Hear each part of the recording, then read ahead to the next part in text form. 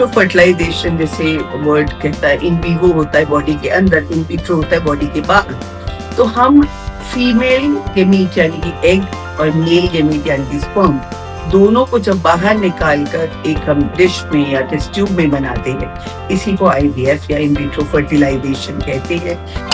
During the first IVF baby 1978 Louise Brown नामक एक व्यक्ति पैदा हुई थी।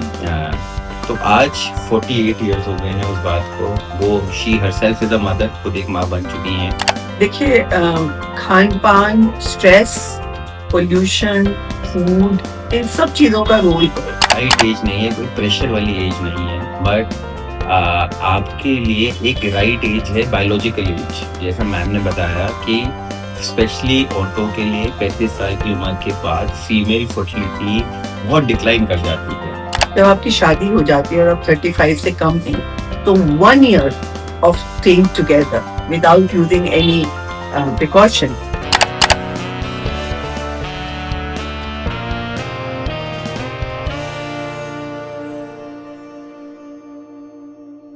नमस्कार, टोटल खबरों में आपका स्वागत है। मैं हूं आपके यहाँ राजेश खन्ना।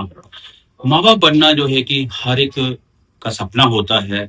माँ बाप जो है कि हर जोड़े का बनने का सपना होता है, पर कहीं ना कहीं जो है कि ऐसे जोड़ों की प्रॉब्लम रहती है कि वो माँ बाप नहीं बन पाते हैं। और तकनीक के इस युग में जो है कि IVF, इस तकनीक को जो है कि आजमा कर बहुत सारे जोड़ों ने जो है कि माँ बाप बनने का सपना जो है कि साकार किया है।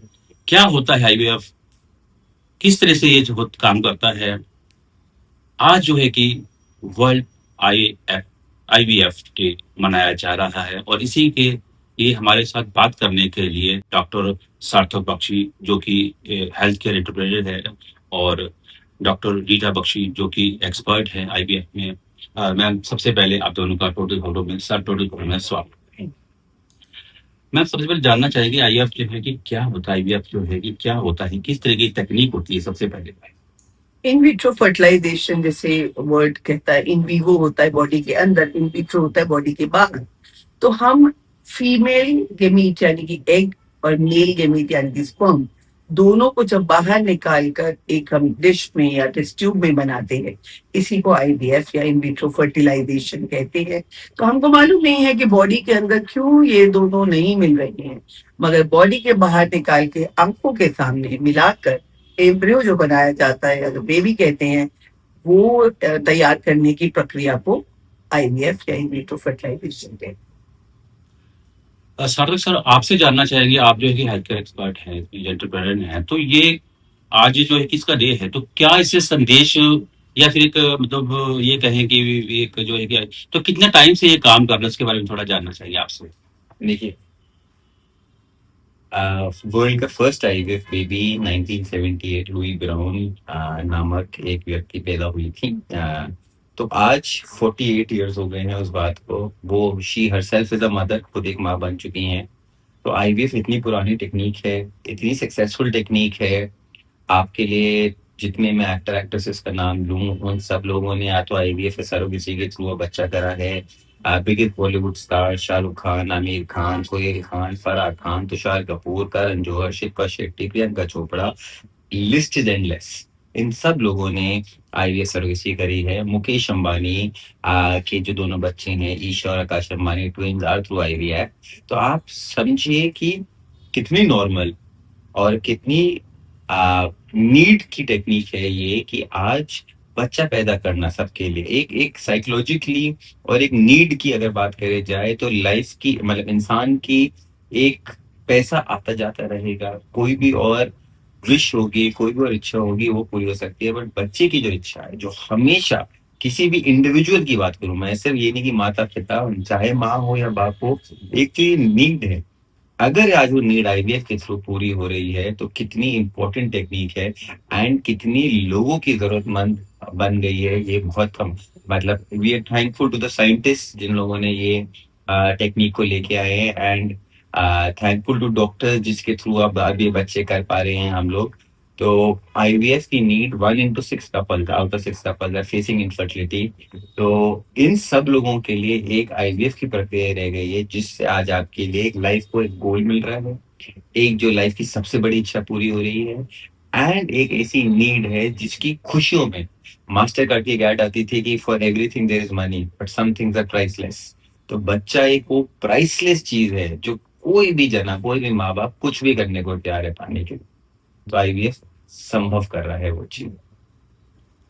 मैम बेटा, मैम आपसे जानना चाहेंगे कि ये जो एक तकनीक है, किस कारणों से कि ये जो उभरी है, क्या मतलब हो कि इसमें युवाओं का जो है कि आज का जो है खान पान लेकर है, या मतलब कि वो कहीं ना कहीं अपनी भागम भाग में लगे रहते हैं, तो इस कारण से क्या, किस कारण से ये सारी चीजें जो कि उत्पन्न होती हैं, ये कि आईएफ की तरफ आना पड़ता है? देखिए, खान पान, स्ट्रेस, पोल्यूशन, फूड, इन सब चीजों का रोल है, मगर सबसे बड़ा रोल है एज। और maternal age more than the paternal age, यानी कि एक लड़की की उम्र, स्पेशली जब वो 35 को क्रॉस कर रही होती है, तो उसकी जो क्वांटिटी और क्वालिटी ऑफ एग है इतना कम होने लगता है। शादियां लेट हो रही हैं तो डिवोर्सेस हो रहे हैं। अगर शादी हो भी गई है, दोनों के पास वक्त ही नहीं है, sex has taken a back seat, multiple sexual partners, infections, मतलब इतनी सब चीजें आ गई हैं आज लाइफ में कि जो बच्चा बनने की तकनीक इतनी सरल और सिंपल होती थी, अब वो बहुत ही कॉम्प्लिकेटेड हो गई है। Counts not only maternal, I would आज मैं इसीलिए कहूंगी जो लड़कियां उस दहलीज पे पहुंच गई है 30 इयर्स के आसपास, उनको अपने एक्सपीरियंस जरूर कराने चाहिए। मेल्स को भी आजकल वो वक्त भी चला गया, माना एंड्रोपॉज 100 नहीं होता है, मगर क्वांटिटी और क्वालिटी मेल स्पर्म की भी बहुत कम हो गई है। तो अब वक्त है दोनों अपनी लाइफस्टाइल्स को, स्मोकिंग, अल्कोहल, ड्रग अब्यूज, इन सब चीजों को कम करें, अपने लाइफ में एक्सरसाइज, एंटीऑक्सीडेंट्स, इन चीजों को बढ़ाएं। स्मोकिंग एंड अल्कोहल दो बहुत ही बड़े कारण हैं जिसके कारण ये एक प्रॉब्लम बढ़ गई है। तो मेरे ख्याल में वक्त है अब एक जागरूक होने का, एक तरफ ध्यान देने का। और अगर आप अपनी लेगेसी चाहते हैं, अपना बच्चा चाहते हैं, तो अपनी लाइफ को सही करने का I think it is the right time. सार्थक साहब, आपसे जानना चाहेंगे कि कब जो है कि कपल को जो है कि इस तरफ आना चाहिए, कब उनको, जैसे क्योंकि जैसे कई बार बहुत देर हो चुकी होती है, कई लोग तो जो है कि 10 साल 15 साल बाद 20 साल बाद ऐसे कहते हैं कि बच्चा मतलब नहीं होता है, वो इंतजार ही करते रहते हैं, तो कब उनको जो है कि इस तरफ आना चाहिए कि आइए अब तकनीक की तरफ, इसके बारे में थोड़ा बताएं विस्तार से। देखिए, मैं हमेशा मानता हूँ कि कोई राइट एज नहीं है, कोई प्रेशर वाली एज नहीं है, बट आपके लिए एक राइट एज है बायोलॉजिकल एज। जैसा मैम ने बताया कि स्पेशली औरतों के लिए 35 साल की उम्र के बाद फीमेल फर्टिलिटी बहुत डिक्लाइन कर जाती है। तो अगर आज आप लेट शादी कर रहे हैं या आपने बायोलॉजिकली फर्टिलिटी को नहीं ध्यान दिया, तो आप ये मत सोचिए कि 35 36 38 40 में जब माँ बनना चाहें, जब बाप बनना चाहें हो जाएंगे, बिकॉज सीमेन एनालिसिस कोई करा नहीं रहा है, फीमेल हार्मोन भी अपने टेस्ट करा नहीं रहे हैं। तो इन सब चीजों की जिस प्रक्रिया की आपके बारे में पता ही नहीं है, तो वो प्रॉब्लम आपको फ्यूचर में जाके देगी नहीं देगी आपको अंदाजा ही नहीं है। कोई भी जना जब शादी करे, आपको राइट कंपेनियन मिल जाए, तो आप बस अपनी वर्ल्डली पोजेशन या वर्ल्डली नीड्स को पूरा करने में ना लगे, बिकॉज सबसे महत्वपूर्ण जो अगर बायोलॉजिकल नीड है आपको बच्चे की, तो आप पहले वो करिए, ना कि पहले एक घर हो, हमारे एक छत हो हमारी अपनी, हम एक घर खरीदे करोड़ रुपए का, गाड़ी हो अच्छी सी BMW मर्सिडीज ऑडी हो, फिर कुछ वर्ल्ड ट्रिप्स हो। तो ये जो वर्ल्डली पोजेशन पहले कपल पूरे करने में लग जाते हैं और बायोलॉजी को ध्यान नहीं देते हैं, तो मैं मानता हूँ उन सबसे पहले अगर आप लेट शादी कर रहे हैं या राइट पार्टनर की ढूंढने की तलाश में शादी अभी तक नहीं करी है, उसके लिए सबसे पहले आप अगर रेडी हैं तो अपने टेस्ट कराइए, और टेस्ट में अगर कोई प्रॉब्लम है या 100% ओवर द मार्क्स नहीं मिले आपको, तो हमेशा रिप्रोडक्शन की तरफ ध्यान दीजिए, ना कि वर्ल्डली नीड्स की तरफ। मैं इसमें एक चीज और ऐड करना चाहूंगी। जब आपकी शादी हो जाती है और आप 35 से कम नहीं, तो 1 year of staying together without using any precaution, तो 1 साल जब एक शादीशुदा इंसान का हो जाता है और उसको बच्चा नहीं हुआ, तो उसको डॉक्टर को कंसल्ट करने, 35 एंड अबव, 6 महीने जब आपके गुजर गए हैं, आप लोगों ने कोशिश करनी शुरू कर दी है और आपको बच्चा नहीं हुआ, तो आपको डॉक्टर के पास जाना चाहिए। साथ में आपने कहा कि जैसे जांच करानी चाहिए, तो इसमें जो है कि किस तरीके की जो है कि कमी जो है कि क्या फीमेल में निकलती है, पुरुष में निकलती है? जांच किसको करानी चाहिए पहले, फीमेल को या मेल को, या दोनों को करानी चाहिए? इसके बारे में थोड़ा। वैसे तो ये क्वेश्चन डॉक्टर्स के लिए ज्यादा एप्ट है मेरे से ज्यादा, बट अगर आप बोले तो देखिए, जांच क्योंकि प्रक्रिया 5,000 साल से चलती आ रही है, और मैं इसमें स्कूल की बहुत बड़ी गलती मानता हूँ, क्योंकि हमेशा स्कूल में ना सेक्स एजुकेशन पढ़ाई जाती है, और क्योंकि वो पढ़ाई जा रही है बच्चों को, मानिए 16, 17, 18 साल के बच्चों को, जब फर्टिलिटी पीक पे होती है, तो पढ़ाया ये जाता है कि अगर आप अनप्रोटेक्टेड सेक्स करेंगे तो बच्चा हो जाएगा। तो हर किसी को ये लगता है कि बच्चा होना सबसे आसान है, कि भाई आज संभोग करा और कल 14 दिन बाद प्रेग्नेंट हो गई लड़की।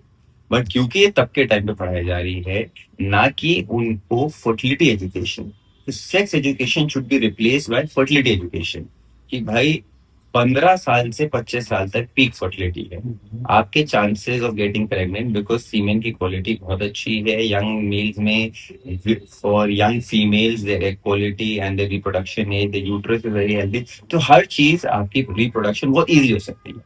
25 से 30 में क्या मुश्किलें आएंगी, 30 से 35 के बाद क्या मुश्किल हो सकती है, और 35 के बाद तो कितना मुश्किल हो जाता है। तो ये वाली एजुकेशन इम्पार्ट करेंगे तो लोगों को नॉलेज मिलेगी।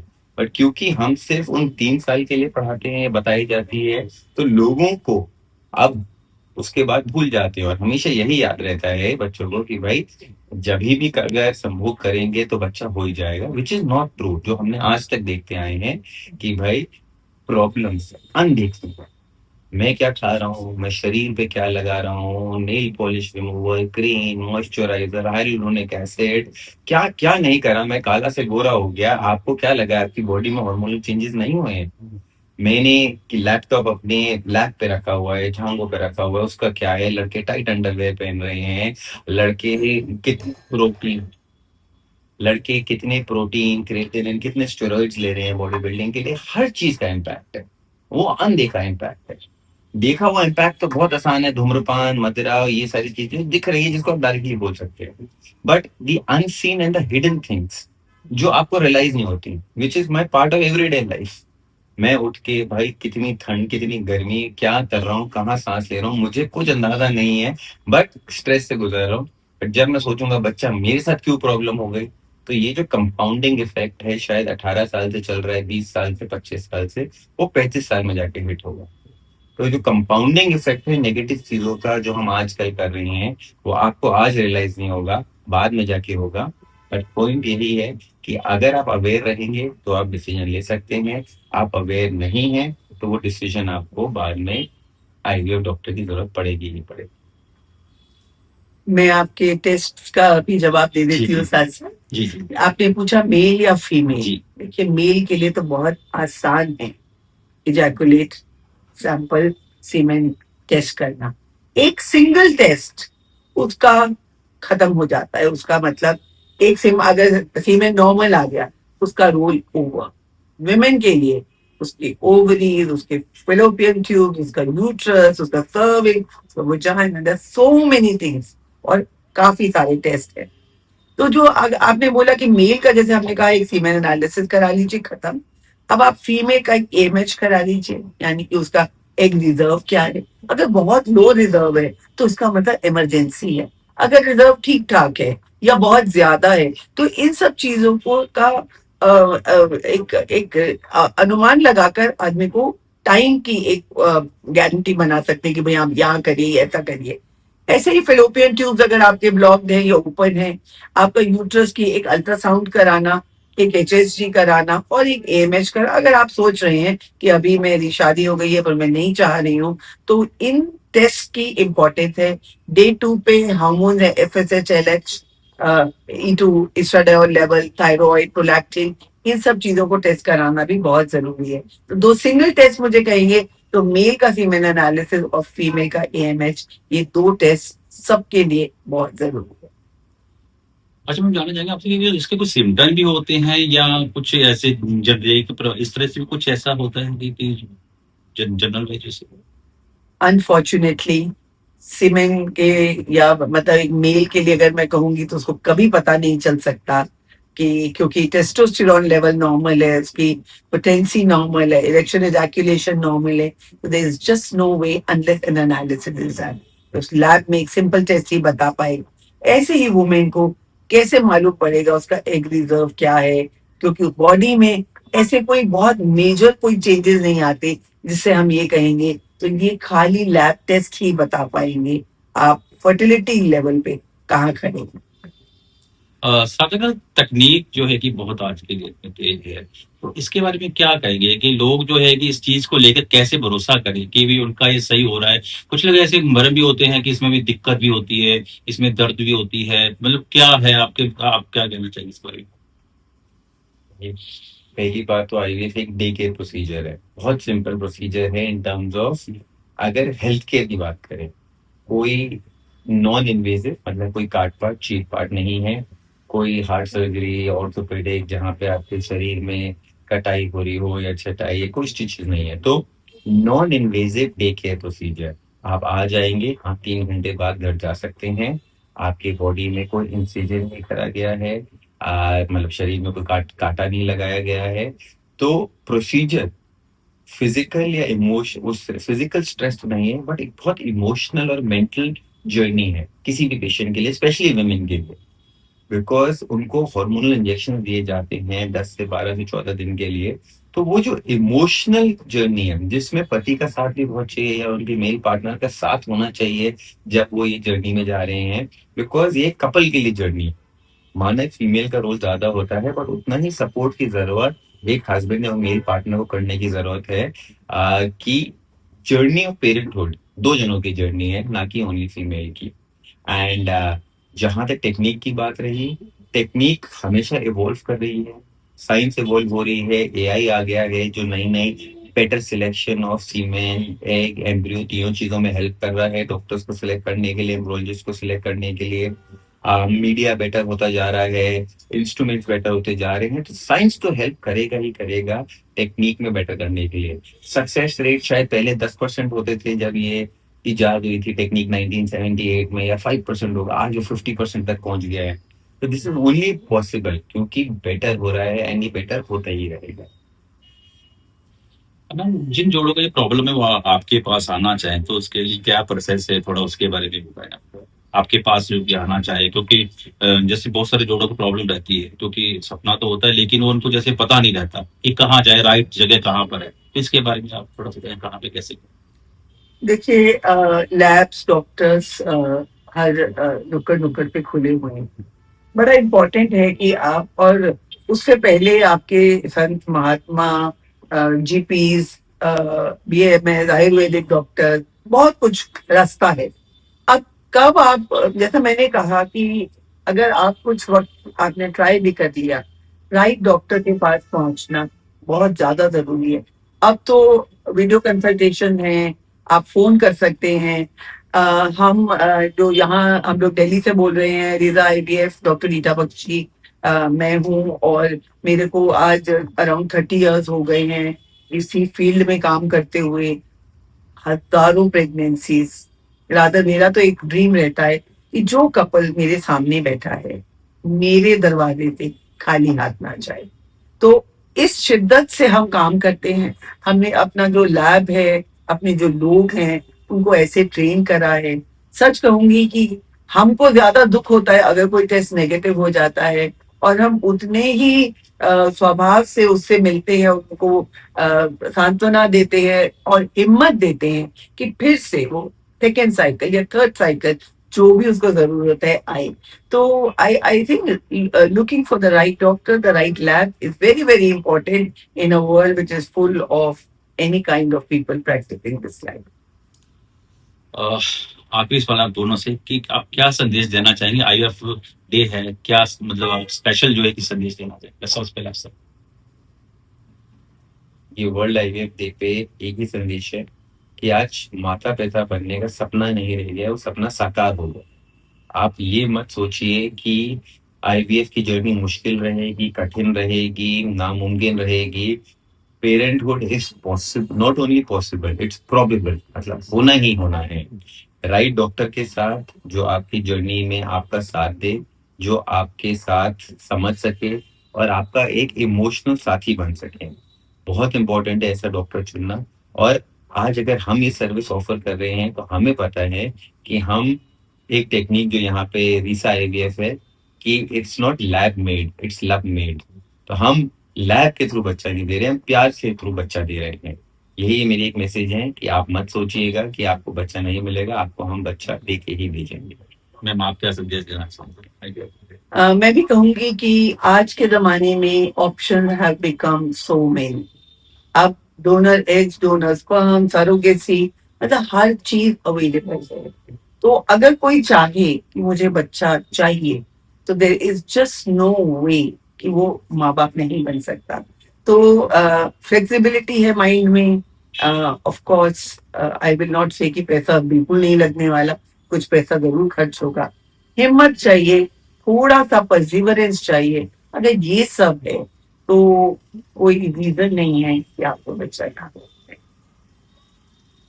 बहुत बहुत शुक्रिया डॉक्टर साहब, डॉक्टर सार्थक साहब, रीटा बख्शी जी। ये थे हमारे साथ दोनों डॉक्टर ये, और डॉक्टर सार्थक, डॉक्टर बख्शी, इन्होंने बहुत सारी जानकारी दी जागरूकता के लिए भी, और आपको भी जो है कि अगर किसी तरह से लगता है या किसी को इस तरह की प्रॉब्लम है तो समय पे जो है कि इसका ट्रीटमेंट हो जाए, और आपको जो है कि भविष्य में किसी तरह से दिक्कत ना हो, और ताकि आप भी जो है कि समय पर जो है कि माँ बाप बनने का जो आपका सपना है वो आपका सपना साकार हो जाए। उम्मीद है कि आपने जो है कि डॉक्टर साहब के जो द्वारा दी गई जानकारी है उसे समझा होगा, और आप इसको जो है कि फॉलो करेंगे। इसी तरह से हम आपको जो है कि और भी इंटरव्यू के लिए ले जाते रहेंगे। ये था यहाँ तक। मैं राजेश खन्ना, टोटल खबरें, दिल्ली।